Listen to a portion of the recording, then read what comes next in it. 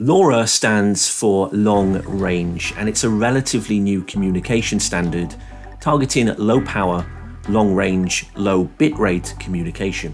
So it's really finding applications in Internet of Things, remote sensors, anything that requires low power consumption and a moderate to low bandwidth. Now there's plenty of videos on LoRa, but this one is a bit different because I'm going to focus on the unique way that LoRa encodes information. It's really unique, and in comparison to existing modulation schemes, I've never seen anything like this before. I'm also going to attempt to explain why LoRa has such desirable properties for long-range communication and how it's possible, in fact, to demodulate a LoRa symbol that's actually below the noise floor. It's going to be interesting. Let's take a look.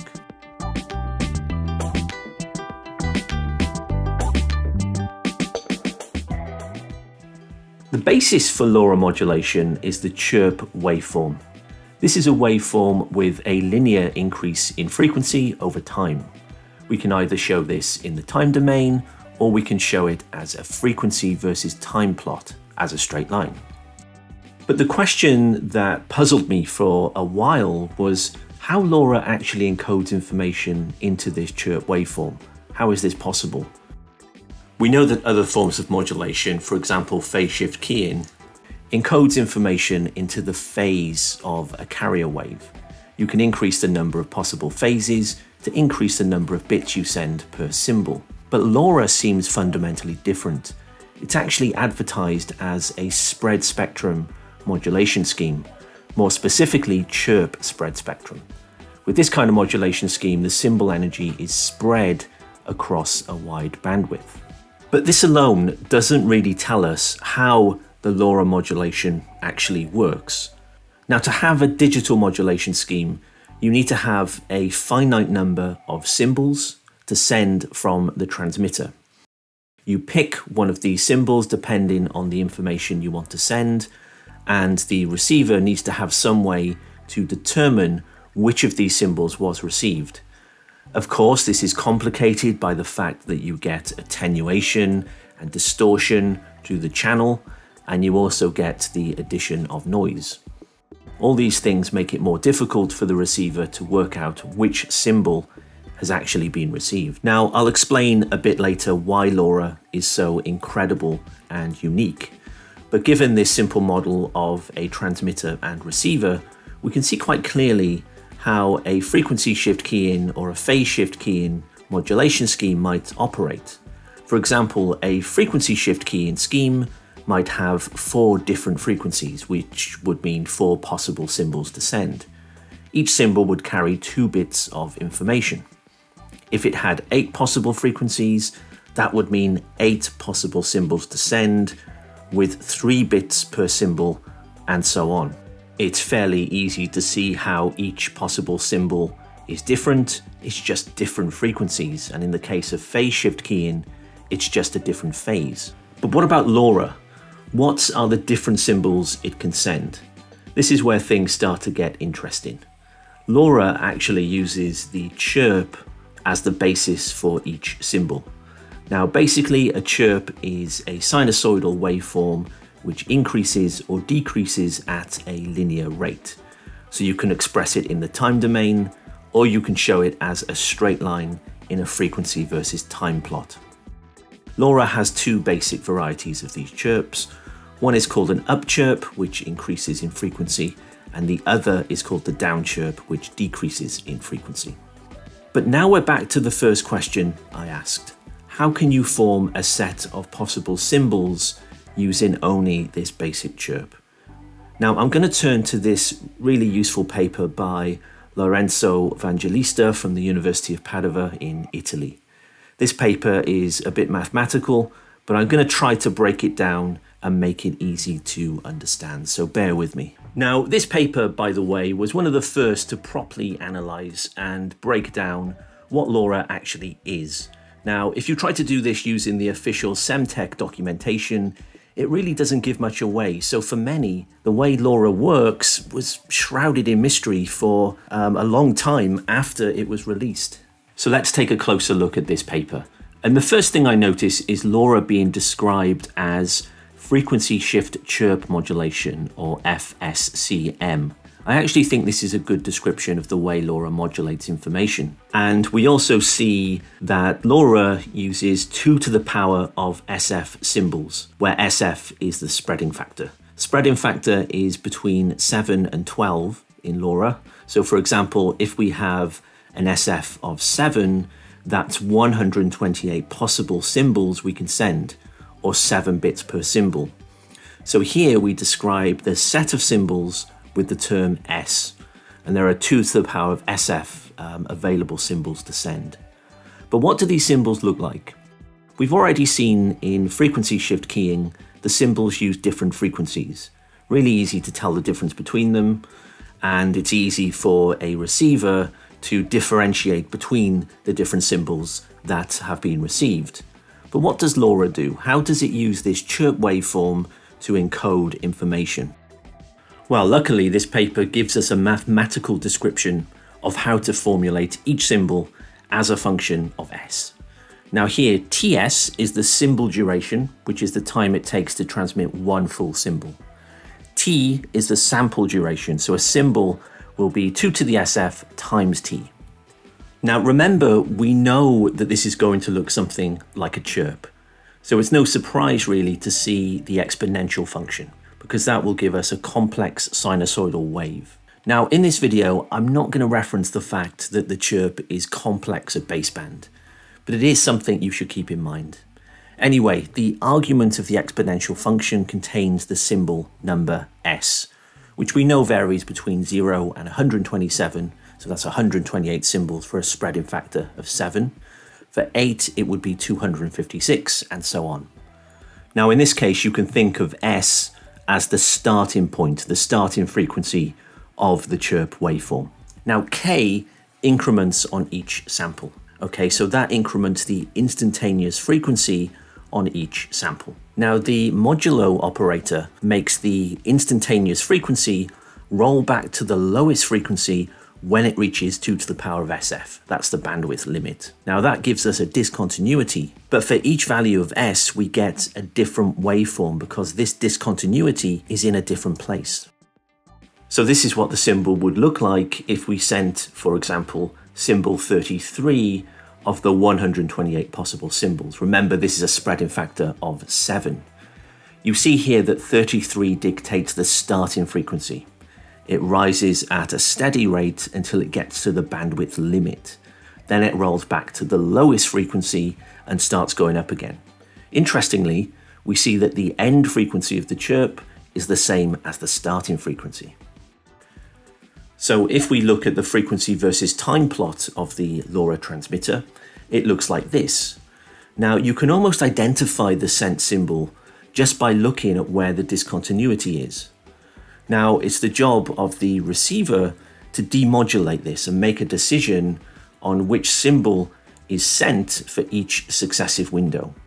Now if you look at the block diagram of a LoRa receiver, it kind of obscures the underlying principle of how it's working. In fact, it's using a really clever mathematical trick to massively simplify the required hardware.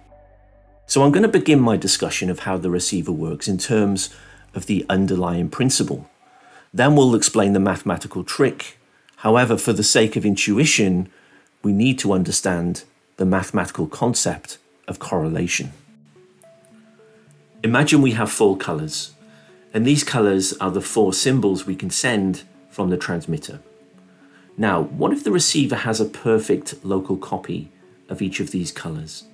And we design an algorithm which is able to measure the similarity of the received symbol with each of these 4 local copies. We would expect the similarity to be greatest for the color that was sent by the transmitter. This is essentially the underlying principle of LoRa demodulation. But instead of colors, we perform a similarity check between the received symbol and all possible symbols for that spreading factor. So let's say we have a spreading factor of 7, that's 128 similarity checks that the receiver performs to find out which one is the biggest and then that will be determined as the received symbol. Okay, sounds good so far, but how would you perform this similarity check? Well, we can perform a correlation. This is a simple sample by sample multiplication, and then you just sum up all of the results. If the two waveforms look similar, you get a bigger number. Mathematically, this is the inner product or the dot product, or in the Lorenzo's paper, he refers to this process as the projection of the received waveform on all possible basis functions. But we have a couple of problems that we need to resolve. First, this is horribly inefficient. Having to perform 128, 256, 512 of these similarity checks for each incoming symbol is computationally burdensome. Now, one of the remarkable things about LoRa is the mathematical trick which eliminates the need to do this. I'll talk more about this later. The second major problem, and this is a problem in fact facing all communication systems, is synchronizing the incoming symbol. This has two functions. First, the receiver has to know when a frame has arrived, and secondly, it has to align the incoming symbols with the windows it uses to perform the similarity check. The LoRa physical layer solves both of these problems by sending the same symbol multiple times, as we observe here. This is known as the preamble, and it's placed at the start of every frame. Now, this repeated symbol is always chosen as the base chirp, and initially the receiver has no way of knowing when this symbol will arrive, so the alignment of the window relative to the incoming preamble is random. However, if you look closely, you observe that the receiver will actually demodulate this as a data symbol. Okay, it looks no different to a data symbol, but you get the same data symbol repeated multiple times. This is highly unlikely to happen outside of a preamble. So this alerts the receiver to the incoming frame. It can also use the fact that the misalignment is actually proportionate to the demodulated data symbol. In this case, if we demodulate 28, this tells the receiver that the misalignment is 28 samples. So it can adjust its window to properly demodulate the subsequent data symbols, which come immediately after the preamble. So we're now at a point where we can show our LoRa demodulator. It's able to detect and synchronize an incoming frame. Then we have a correlator block which performs a similarity check to make an estimate of the sent symbols. But we've already noted a big problem with this architecture. The similarity check requires 2 to the power of SF squared multiplications and adds per symbol. From a power consumption and efficiency point of view, this is not ideal. But LoRa has a trick up its sleeve. It turns out that we don't actually need to perform so many calculations. Let me show you this mathematical trick which massively simplifies the receiver.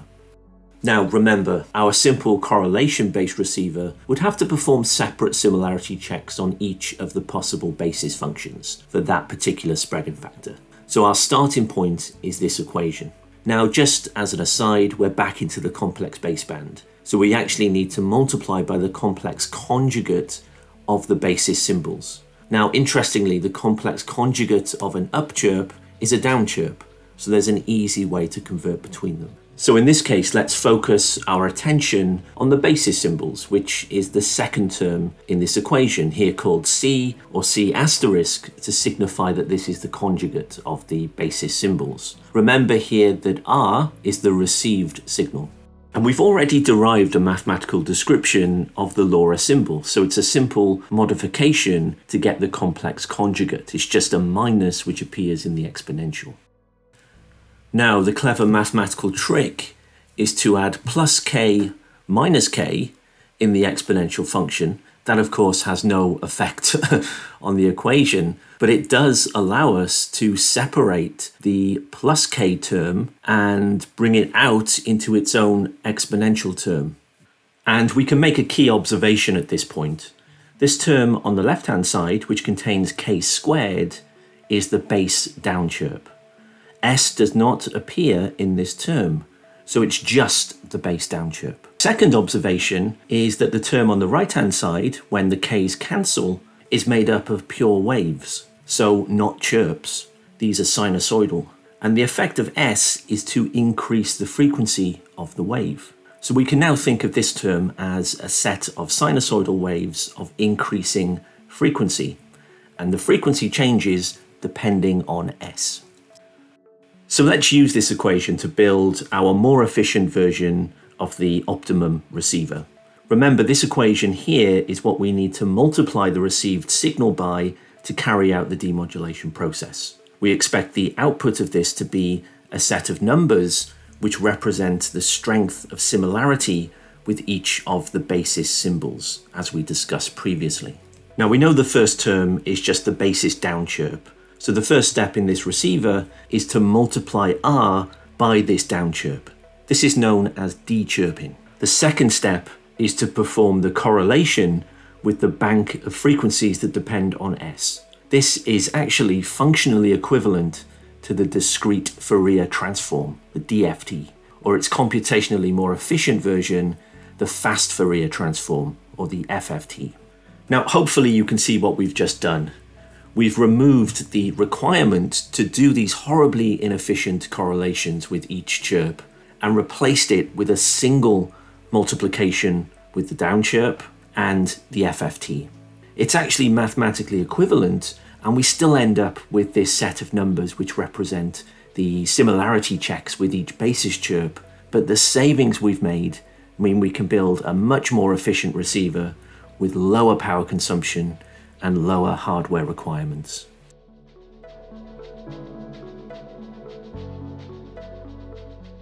But the story isn't over until we discuss the performance of LoRa. And I want to discuss the ability of LoRa to demodulate signals which are well below the noise floor. This is something many people wouldn't believe is possible. But the reason this can happen is closely related to our previous discussion on correlation. These similarity checks which the receiver performs can actually detect signals which are hidden beneath the noise floor. So let's go ahead and plot the probability of error, called here symbol error rate on a log scale, against the signal to noise ratio, SNR, shown here in decibels. 0 decibels means the signal power and the noise power are equal. A negative SNR means the noise power is greater than the signal power. So we can say that the signal is beneath the noise floor.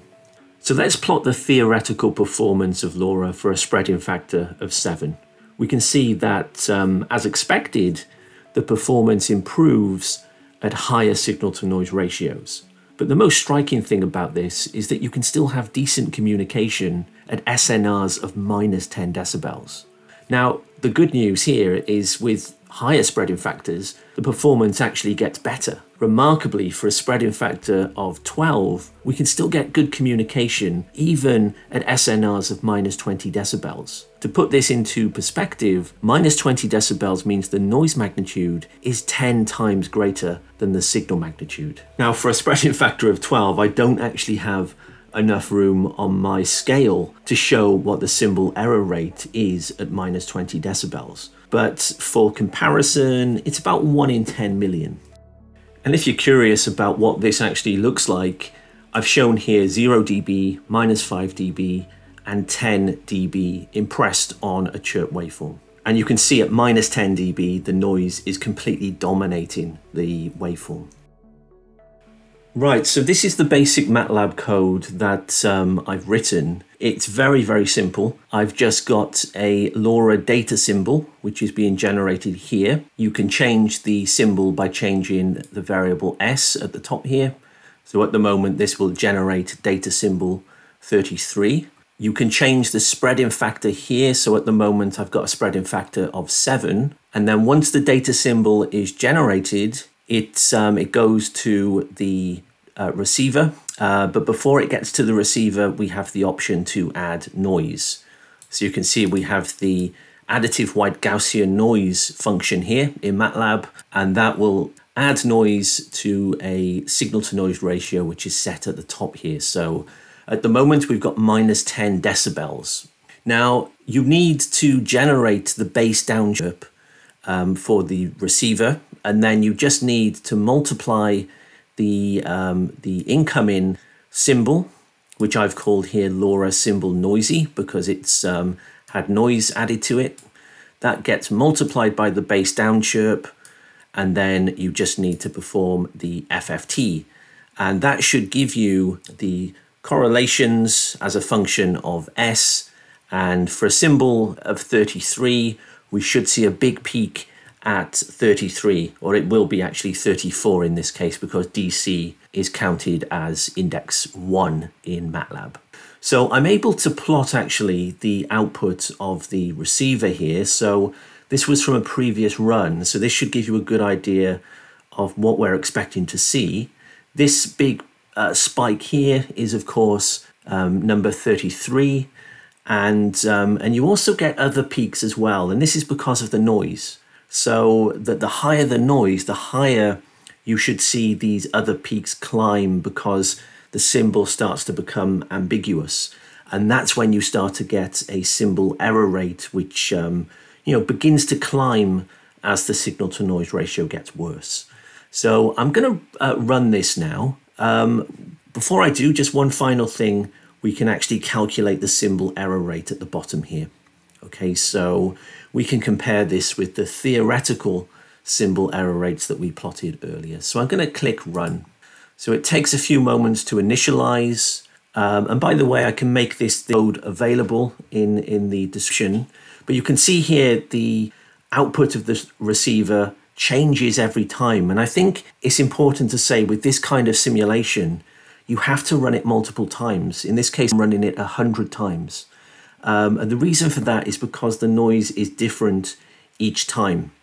Okay, now the final run, which is being frozen here, that was a particularly bad run. You can see that was lots of rival peaks here, but I think it still demodulated correctly. But that was a bit of an iffy one.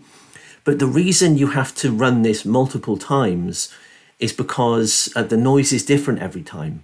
So to get a true reflection of the symbol error rate, you should actually run this 100, maybe 1,000, or maybe 10,000 times before it starts converging on the actual symbol error rate.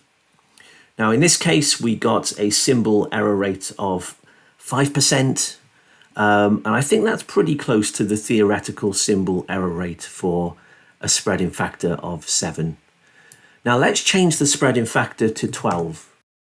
Now a spreading factor of 12, as we saw earlier, that should give us much better performance, but I'm going to leave the SNR at -10 here. I'm going to leave the data symbol to 33. Remember, with a spreading factor of 12, we're going to get 2 to the power of 12 possible symbols. So rather than 128 here, we should get 4,096. So 33 will be way over to the left. So let's run it and see what happens. So there's a bit more to think about with a spreading factor of 12 because the FFT size is now 4,096. So it takes a bit to do simulation. As you can see here, with a spreading factor of 12, the noise, the outputs from the correlator, which are not the received symbol, are much, much lower. So you can see visually here that with a spreading factor of 12 and a signal to noise ratio of -10, this is going to be 100%, okay? This is going to be 0% error. And you can see that's exactly what we have here. Now let's give this a bit more of a challenge. Let's change the signal to noise ratio to -23. Let's run that and see what that looks like. So -23, I think this is probably going to give us some errors, but you can see here visually now, the rival peaks start to go a bit bigger. And I think it's almost certain that on some of these runs, we're going to get an error. So you never know for sure, but it looks likely that that's going to happen. So let's just wait for that to complete. And as you can see here, the error rate is about 1%. Okay, so for an SNR of -23, and really -23 decibels, that means the noise power is way, way, way bigger than the signal power. So this is remarkably impressive in terms of performance. And I've just shown you here with my basic transmitter and receiver in Matlab that this is actually working. And I think this is really remarkable, the way that this works. And really, the LoRa standard specifies a spreading factor of 7 to 12, but there's no reason why we can't go higher with spreading factor. So if I go, for example, to a spreading factor of 14, and I increase the noise to -26, let's see if it copes with that. Again, because the spreading factor is bigger, it's going to take a bit longer to simulate, because now the FFT is 16,000. But you see the effect of increasing the spreading factor has lowered the noise floor here, even though we've just increased the noise to -26 decibels. You can see it's coping very well with it. And the more you increase the spreading factor, the better your performance will be. And the reason for that is because you've got more samples. So when you look at the way that the correlation function is carried out, you've got more multiplications and adds. So it accumulates into something much bigger. And as we can see here, it even works when the signal is absolutely buried within the noise. And I'm interested, how far can you push this? What's the lowest signal to noise ratio you can have and still have decent communication with this system? Let me know if you've done that experiment.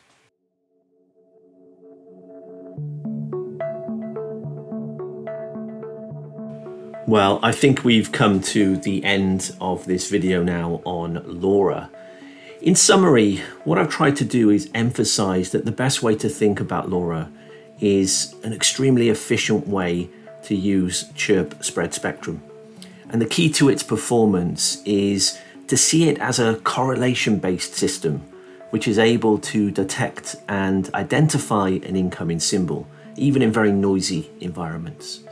For me, the key innovation in LoRa is the mathematical trick, which means we can perform these similarity checks extremely efficiently, which gives you very low power receivers, something which is important in remote sensors where battery life is crucial. Thank you for watching, and bye for now.